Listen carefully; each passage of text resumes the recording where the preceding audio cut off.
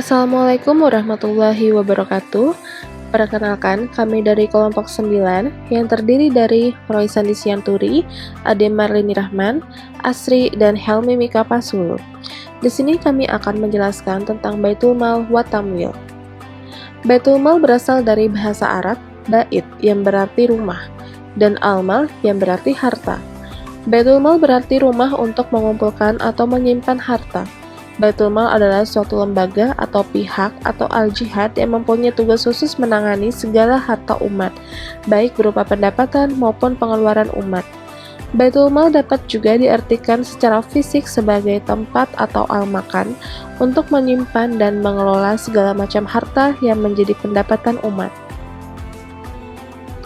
Sedangkan, menurut Hosen dan Hasan Ali, BMT adalah lembaga keuangan mikro yang dioperasikan dengan prinsip bagi hasil atau syariah, menumbuh kembangkan bisnis usaha mikro dan kecil dalam rangka mengangkat derajat dan martabat serta membela kepentingan kaum fakir miskin.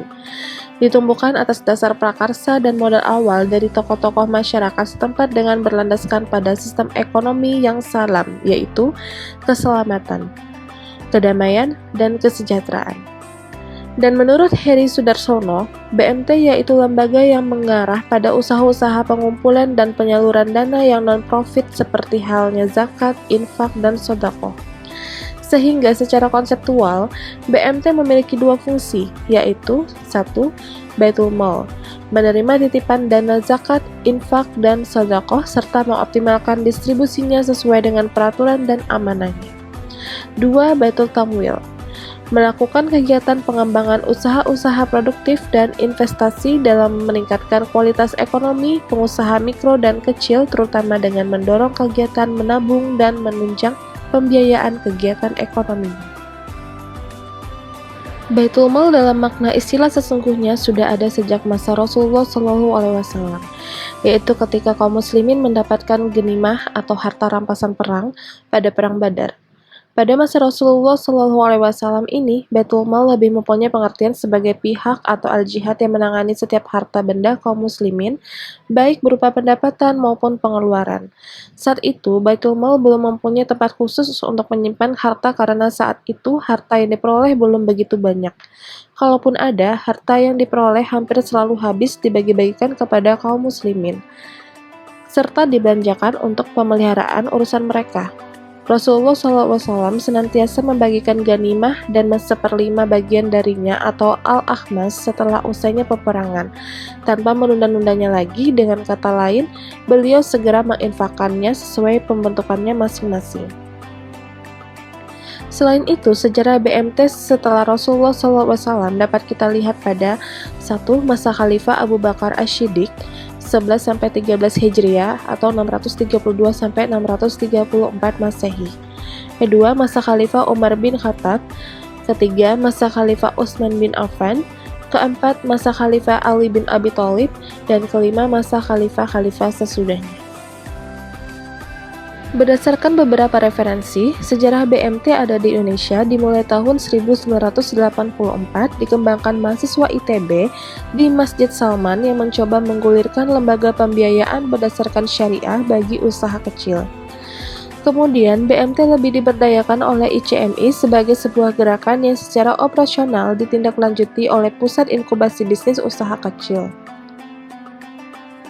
BMT di Indonesia berawal dari berdirinya Bank Muamalat Indonesia pada tahun 1992, yang mana pada prakteknya BMI dalam kegiatan operasionalnya berlandaskan nilai-nilai syariah. Setelah berdirinya BMI, timbul peluang untuk mendirikan bank-bank yang berprinsip syariah. Namun, operasionalisasi BMI kurang menjangkau usaha masyarakat kecil dan menengah. Maka muncul usaha mendirikan bank dan lembaga keuangan mikro seperti Bank Pembiayaan Rakyat Syariah dan BMT yang bertujuan untuk mengatasi hambatan operasionalisasi di daerah. Kondisi tersebut menjadi latar belakang munculnya BMT agar dapat menjangkau masyarakat daerah hingga ke pelosok pedesaan. Perkembangan BMT di Indonesia.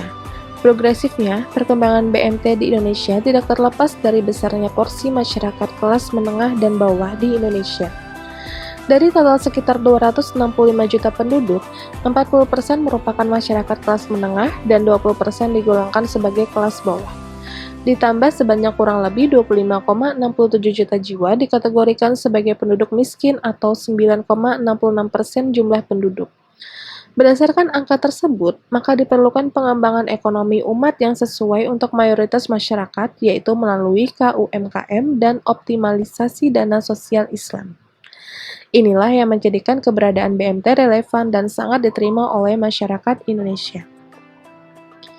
Pertumbuhan jumlah BMT saat ini bisa dibilang cukup pesat, di mana saat ini sudah berdiri sekitar 4.500 unit, meskipun angka tersebut masih diragukan faktanya di lapangan.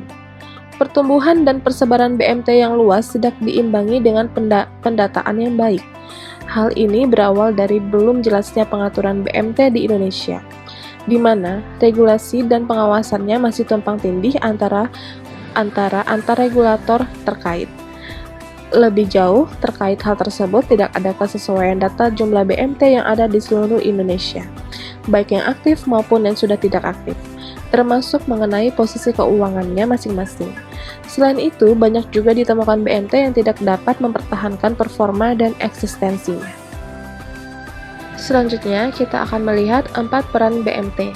Yang pertama, menjauhkan masyarakat dari praktek ekonomi non-syariah. Maksudnya, aktif melakukan sosialisasi di tengah masyarakat tentang arti penting sistem ekonomi Islam. Yang kedua, melakukan pembinaan dan pendanaan usaha kecil, yaitu BMT harus bersifat aktif menjalankan fungsi sebagai lembaga keuangan mikro, misalnya dengan jalan pendampingan, pembinaan, dan lain-lain. Yang ketiga, melepaskan ketergantungan pada rentenir.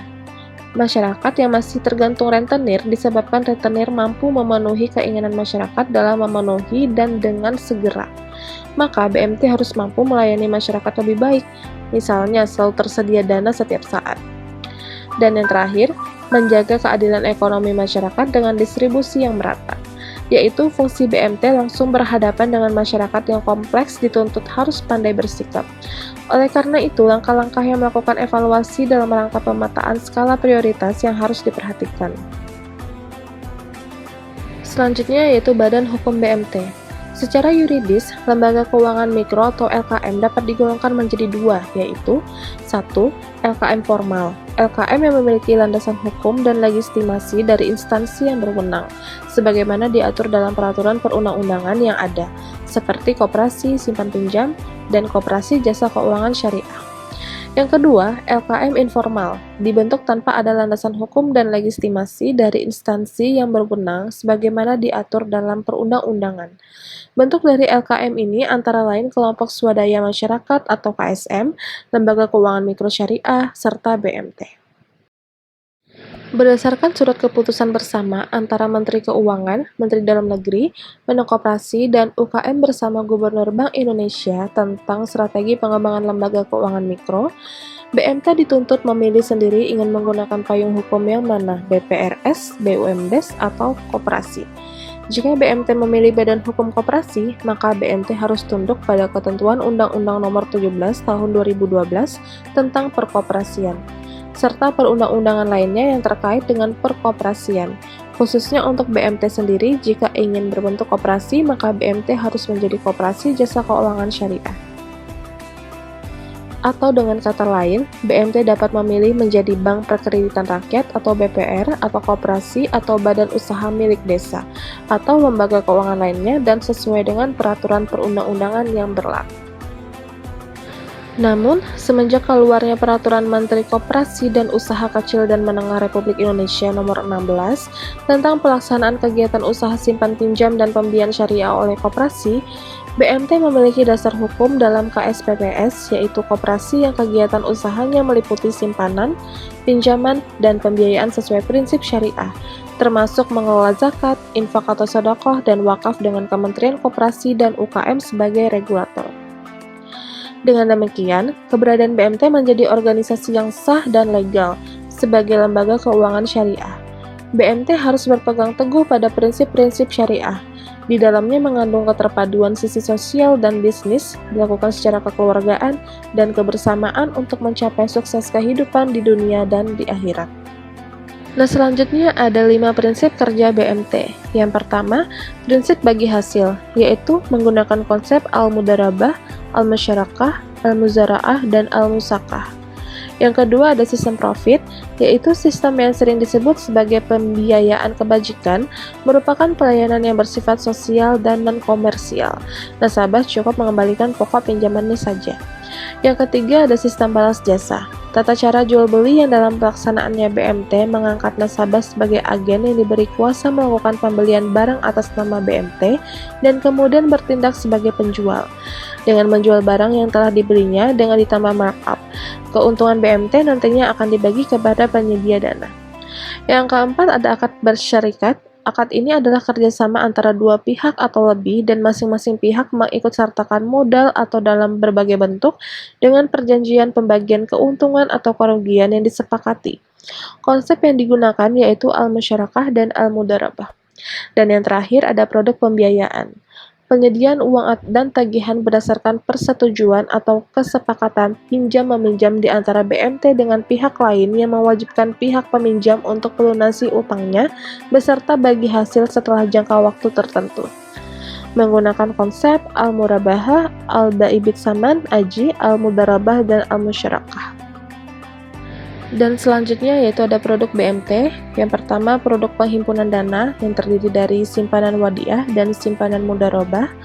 Yang kedua yaitu produk penyaluran dana, yaitu ada akad jual beli, murabahah, salam, istisna, akad bagi hasil, akad sewa menyewa, dan pinjam meminjam bersifat sosial.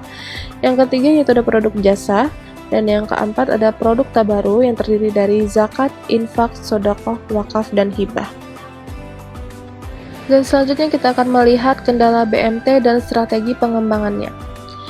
Di sini saya akan menyebutkan kendalanya terlebih dahulu, yaitu ada akumulasi kebutuhan dana masyarakat belum bisa dipenuhi oleh BMT. Kedua, adanya rentenir yang memberikan dana yang memadai dan pelayanan yang baik dibanding BMT. Yang ketiga, nasabah bermasalah. Keempat, adanya persaingan tidak islami antar BMT, karena persepsi bahwa BMT lain adalah lawan bukan partner. Dan yang terakhir, ketimpangan fungsi utama BMT antara Baitul Mal dan Baitul At-Tamwil, kualitas SDM yang kurang memadai. Dan ada strategi pengembangannya, yaitu yang pertama, optimalisasi SDM yang ada di BMT, strategi pemasaran yang lebih luas, inovasi produk sesuai dengan kebutuhan masyarakat, fungsi partner BMT lain perlu digalakkan atau bukan menjadikannya sebagai lawan, dan yang terakhir dilakukan evaluasi bersama BMT. Selanjutnya yaitu persamaan BMT dengan koperasi konvensional. Latar belakang dan sejarah kelahiran kedua lembaga ini adalah sama-sama dalam rangka memperjuangkan kepentingan rakyat golongan bawah sebagai reaksi terhadap sistem ekonomi yang berlaku pada waktu itu. Kedua lembaga ini sama-sama mengandung unsur ekonomi dan sosial yang saling berkaitan.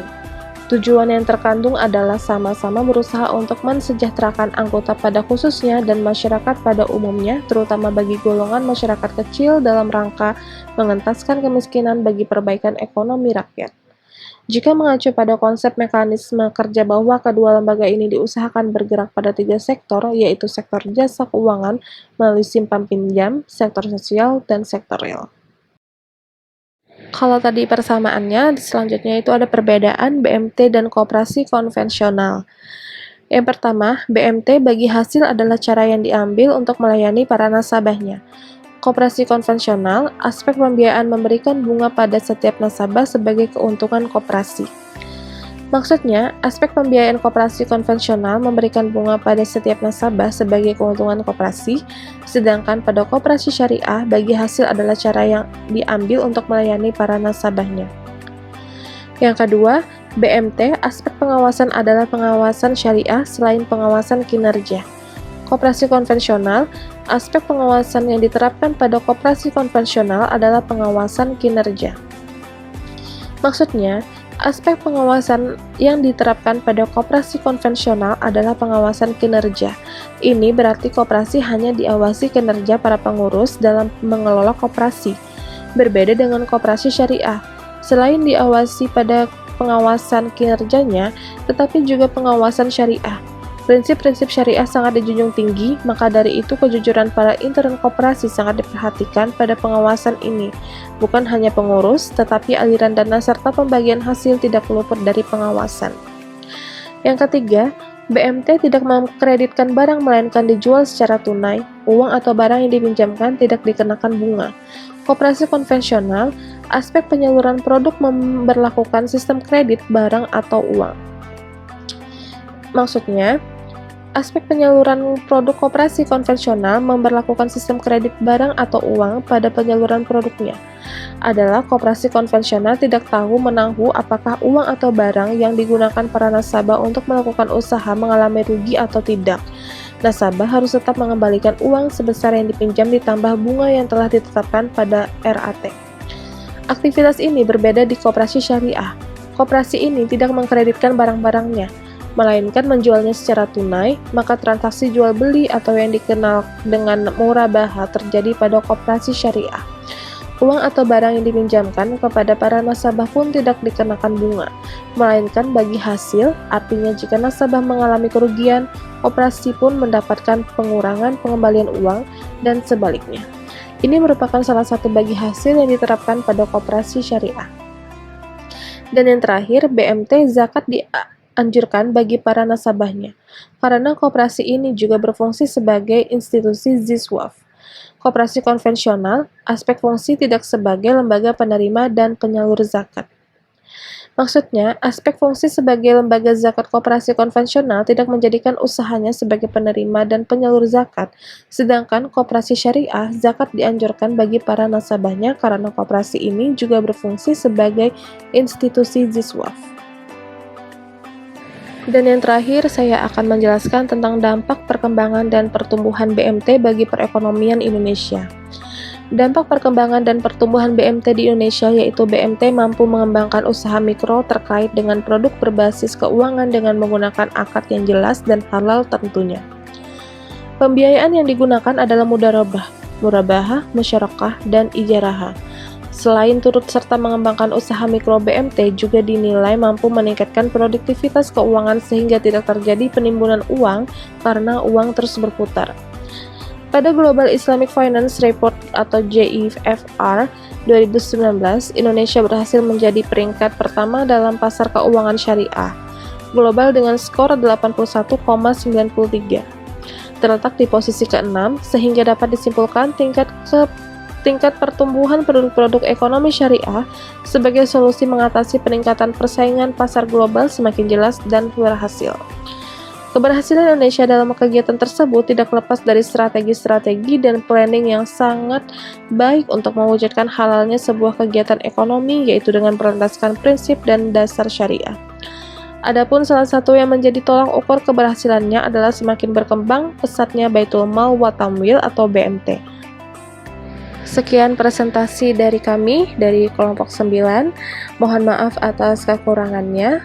Assalamualaikum warahmatullahi wabarakatuh.